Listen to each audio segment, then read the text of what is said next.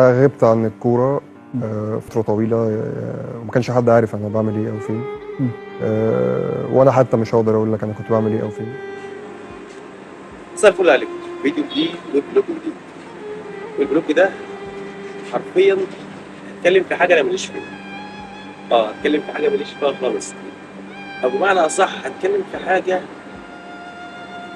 لازم أتكلم فيها. الكورة في مصر، الكورة في مصر هل هي رياضة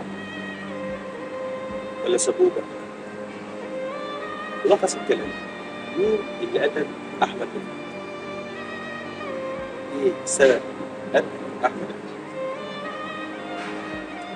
رفعت؟ أحمد رفعت اللاعب المحترم بشهادة كل الناس، مين اللي قتله؟ مين كان السبب في اللي هو وصل له ده؟ حد يرد عليا ويقول لي،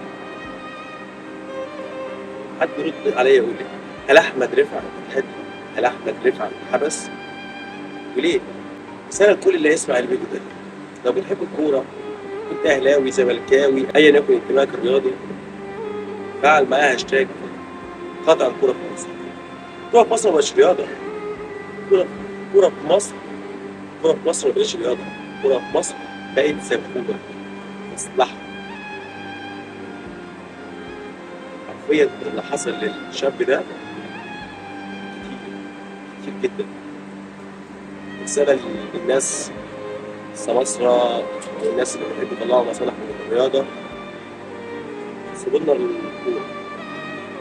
هي آخر حاجة بتفرح الناس، آخر حاجة بتخلي الناس تعدي يومها، آخر حاجة فيها منافسة شريفة هي الكورة.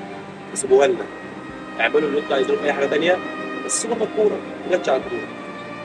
أتمنى حد في يوم من الأيام يرد عليا ويقول لي مين قتل أحمد؟ مين كان سبب في موته؟ السلام عليكم.